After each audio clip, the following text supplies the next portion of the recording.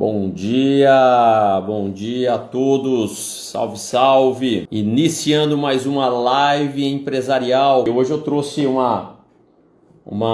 assunto interessante, né? Vou trazer para vocês um assunto interessante que versa sobre a natureza jurídica das sociedades, porque isso talvez passe um pouco desapercebido no momento da constituição de uma sociedade, seja por um contrato social ou seja por um estatuto social, mas ele é relevante, eu acredito ser muito importante no momento da constituição, porque é quando você define qual vai ser efetivamente, como que os sócios vão querer nortear essa sociedade daqui para frente, especialmente nos casos de falecimento de sócio. Então, às vezes, nesse primeiro momento, essa questão da natureza pode ser uma questão irrelevante, mas não é. Porque depois que acontece o evento, um exemplo, o evento morte em relação ao sócio, é aí que eles vão se perguntar como é que vai ficar a questão da resolução dessa sociedade, ou total ou parcial, em razão dessa natureza jurídica. Por isso que eu acho muito relevante. Bom, eu acredito que a gente já possa começar. Gente, olha só, já tinha dito anteriormente para vocês que a constituição de uma sociedade, seja ela por meio de um contrato social ou por meio de um estatuto social, é extremamente importante e relevante antes da formação desse contrato, a discussão, e aí já vai aqui uma dica prática para vocês, aí, especialmente aqueles que trabalham na área empresarial, de se discutir com os sócios qual vai ser a natureza jurídica daquela sociedade.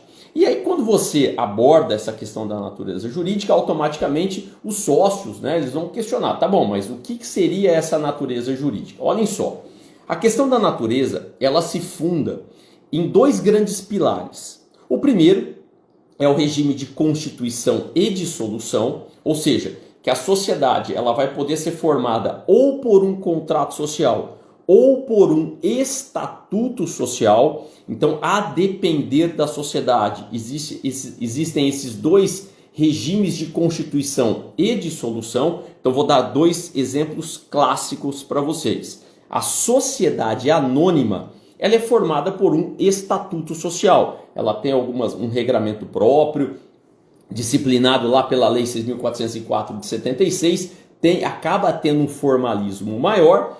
Em contrapartida, você tem as sociedades contratuais, como por exemplo a sociedade limitada. Então esse é o primeiro pilar na questão da natureza jurídica da sociedade. Ou ela vai ser contratual, se forma com base num contrato social, ou ela vai ser institucional, ela se forma com base num estatuto social. Esse é o primeiro pilar. O segundo pilar, que me parece, não querendo criar uma hierarquia aqui em relação ao que é mais importante ou menos importante, mas me parece um pouco mais relevante, que é a questão envolvendo a dependência da sociedade em relação aos sócios. Então prestem muita atenção. Quando as pessoas resolvem constituir uma sociedade, elas se unem, isso quem já me ouviu falar, provavelmente em lives anteriores, nas minhas aulas e etc., na questão da affectio societatis. Então, o que é affectio societatis? É aquele sentimento que as pessoas possuem em querer se unir a outras pessoas na formação de uma sociedade. E aí, essa affectio societatis, que é muito pouco discutida no momento da formação daquele contrato social ou daquele estatuto social, mas é extremamente importante para se discutir como que essa sociedade vai caminhar. Então, essa questão da natureza jurídica quanto ao regime de constituição e dissolução é muito importante. Por quê? Porque essa affectio societatis, que sempre vai existir, só que em níveis diferentes. Então, você tem, ao grau de dependência da sociedade em relação aos sócios, a sociedade vai ser de pessoas, ela vai ser de capital, ou ela vai ser híbrida ou mista. O que é uma sociedade de pessoas? O nível da affectio societatis entre elas é muito elevado. Por quê? O próprio nome já está dizendo, sociedade de pessoas. O que interessa ali? A pessoa do sócio e não o que ela representa financeiramente. Então, um exemplo clássico, numa sociedade de pessoas, ocorrendo o falecimento de qualquer um dos sócios, não haverá sucessão. Ou seja, o descendente, o herdeiro, o sucessor, ele não é colocado na sociedade, ele não entra na sociedade. Por quê? Quem interessava era o sócio falecido. Então a sociedade, ela vai proceder a uma dissolução parcial, ou seja, vai ser apurado o valor da cota daquele sócio falecido e entregue a quem de direito. A inventariante, o herdeiro, o descendente, ascendente, enfim, quem for o titular daquele direito agora em razão do falecimento daquele sócio. Em contrapartida, nós temos uma sociedade de capital, que aí o próprio nome já está dizendo, ela é o contrário da sociedade, ela é a antítese da sociedade de pessoas. Por quê? Porque na sociedade de capital, o que interessa é o dinheiro e não a pessoa. Então aí temos que fazer um raciocínio invertido. Ocorreu o falecimento de um sócio, automaticamente será permitida a sucessão. Ou seja, o herdeiro, ele pode... Por que eu falo pode? Ele pode entrar na sociedade. Por que eu falo pode? Porque ele não é obrigado a entrar na sociedade.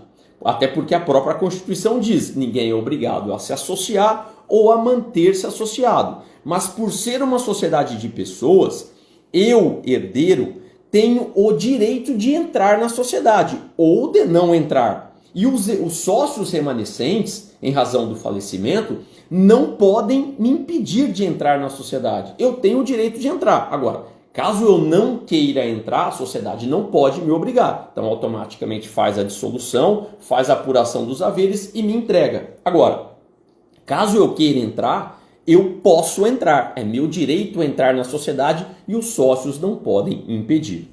E com uma terceira via aí dentro da questão do grau de dependência da sociedade em relação aos sócios, nós temos a sociedade híbrida ou mista.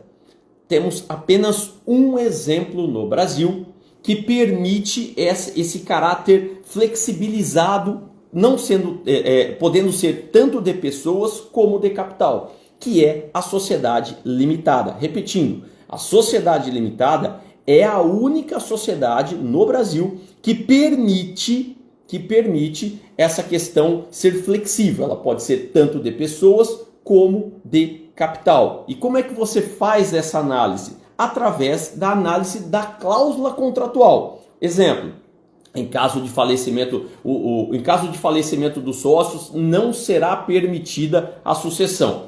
Todavia, caso os sócios representando 70%, um exemplo, 70%, 80%, maioria absoluta do capital social, assim o desejam, ele pode entrar automaticamente na sociedade.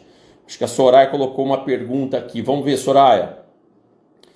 No caso de falecimento de um sócio na sociedade limitada, sem que tenha iniciada a integralização do capital por qualquer sócio, a sociedade se efetivou? Olha só, Soraya, se estiver permitido no contrato essa questão da integralização em parcelas, não tem problema nenhum. Agora, vamos exemplificar aqui que não tenha o capital integralizado. Ela está efetivado. Só que qual que é a consequência prática? Os sócios terão responsabilidade solidária por essa falta da integralização.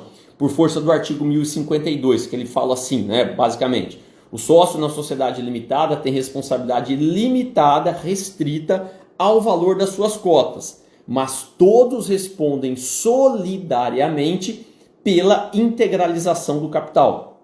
Então, Soraya, não sei se eu vou responder aqui para você de maneira exaustiva, mas mesmo não tendo a integralização do capital, a sociedade foi constituída. E qual que é a consequência? Todos os sócios, de maneira indistinta, mesmo aquele que tenha feito a integralização, ele tem responsabilidade solidária com aquele ou com aqueles que não integralizaram o capital. Soraya, tudo bem? Era isso mesmo? Oh, maravilha, maravilha. Fico feliz, Soraya. Então, pessoal, só para a gente fechar a questão do assunto da live de hoje, é muito importante a vocês, especialmente aqueles que, repito, fazem acontecer o direito empresarial, a discussão com os sócios no momento da formação do contrato social ou do estatuto social, qual vai ser a natureza jurídica da sociedade. Por quê? Porque no momento da Constituição, eu sempre falo isso para todos os meus alunos, no momento da Constituição, nenhum sócio pensa no evento morte. Só que todo mundo sabe que é um evento que vai acontecer, ou hoje ou amanhã. Então ninguém pensa no evento morte no momento da constituição de uma sociedade. Então é muito importante que essa discussão seja trazida ali à baila, junto com os sócios, para a formação dessa sociedade, para que no futuro, quando o evento morte venha a acontecer, a sociedade tenha pleno conhecimento de como vai acontecer a resolução dela. Ou vai ser permitida a entrada, o ingresso do herdeiro, ou não vai ser permitido o ingresso do herdeiro. Tudo bem, pessoal? Uma excelente quarta e um resto de semana abençoado a todos. Um grande beijo.